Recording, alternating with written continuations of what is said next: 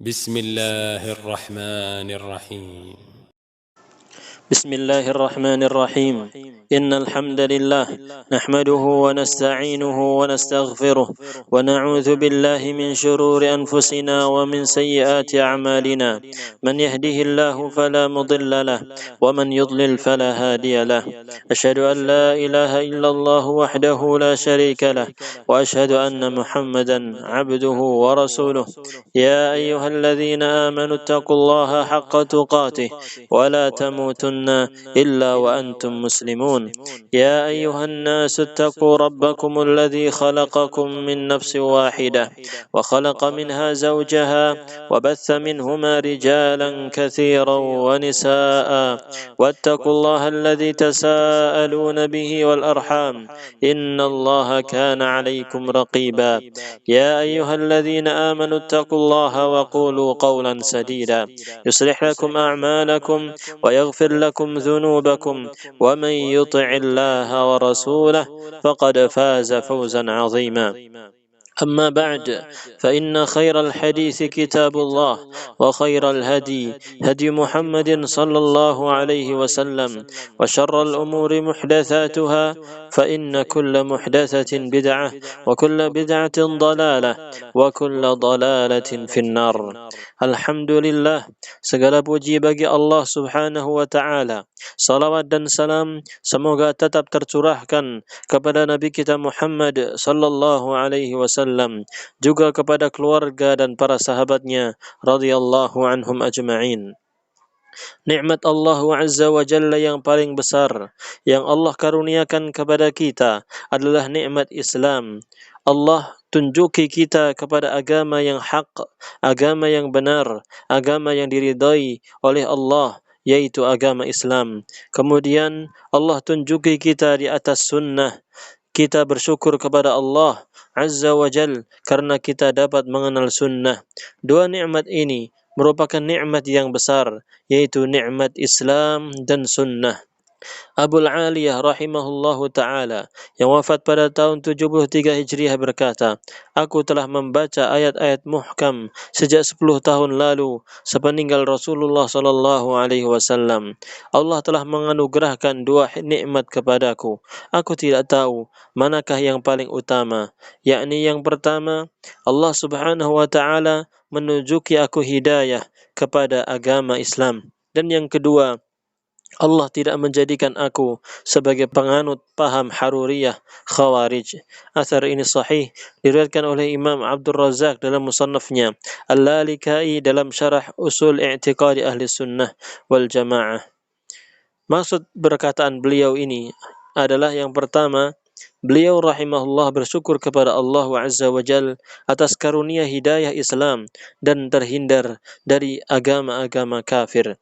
Yang kedua, beliau bersyukur kepada Allah Subhanahu wa Ta'ala telah dikaruniakan nikmat hidayah di atas sunnah dan terhindar dari kelompok-kelompok bid'ah dan sesat. Yang ketiga, bahwasanya bid'ah firqah Khawarij al-Haruriyah adalah bid'ah dan fitnah besar yang mempengaruhi hati, akal, dan menakutkan bagi kaum muslimin. Hanya kepada Allah saja kita berlindung dari berbagai macam bid'ah. Kita wajib bersyukur kepada Allah Azza wa Jal karena kita diberikan hidayah dan pemahaman Al-Quran dan As-Sunnah menurut pemahaman salafus salih. Karena itu, kita wajib berpegang teguh di atas Al-Quran dan As-Sunnah menurut pemahaman salafus salih. Ada sebagian orang yang melaksanakan sunnah tetapi tidak kontinu. Terkadang dilaksanakan dan terkadang ditinggalkan.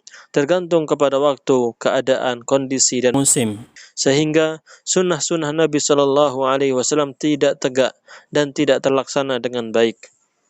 Rasulullah sallallahu alaihi wasallam bersabda, "Usikum bitaqwallahi was-sam'i wat-tha'ah, wa in 'abdan habasyian fa innahu man ya'ish minkum ba'di fasayara ikhtilafan katsira, fa'alaykum bisunnati wa sunnatil khulafa'il mahdiyyin ar-rasyidin, tamassaku biha wa 'addu 'alayha bin nawajiz wa iyyakum wa muhdatsatil umur fa inna kulla muhdatsatin bid'ah wa kulla bid'atin dhalalah."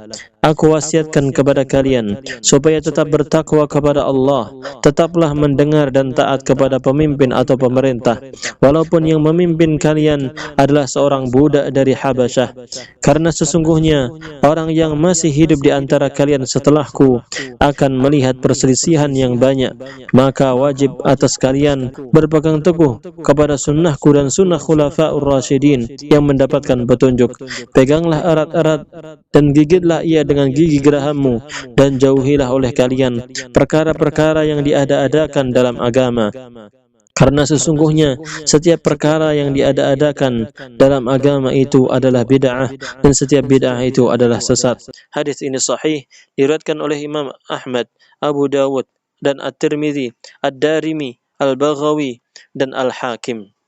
Oleh karena itu, wahai kaum muslimin dan muslimat yang dirahmati Allah Subhanahu wa taala, kita wajib berpegang teguh kepada sunnah dengan melaksanakannya dengan sungguh-sungguh, serta wajib dilaksanakan secara kontinu dan terus-menerus. Dan kita wajib menjauhkan semua bid'ah, karena setiap bid'ah adalah sesat. Tidak ada bid'ah hasanah. Yang perlu diingat bahwa setiap bid'ah merusak hati, amal, agama, dan membuat orang menjadi tidak istiqamah dalam menjalankan agama Islam.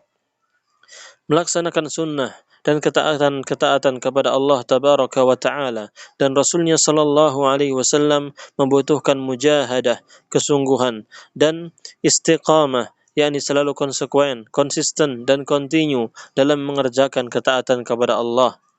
Istiqamah ini berat, tapi wajib dilaksanakan. Wajib bagi kita menetapi jalan ketaatan sampai diwafatkan oleh Allah Subhanahu wa taala. Buku yang akan kita bahas ini berkaitan tentang istiqamah. Mudah-mudahan kita dikaruniakan istiqamah dalam ketaatan kepada Allah Subhanahu wa taala sampai datang ajal kita. Mudah-mudahan buku yang kita bahas ini bermanfaat bagi penulis, pembaca, kaum muslimin dan muslimat, dan mudah-mudahan ini menjadi amal timbangan kebaikan penulis pada hari kiamat. Amin ya rabbal alamin. Semoga salawat dan salam dilimpahkan kepada Nabi Muhammad sallallahu alaihi wasallam, kepada keluarga, para sahabatnya, dan orang-orang yang mengikuti mereka dengan kebaikan sampai hari kiamat.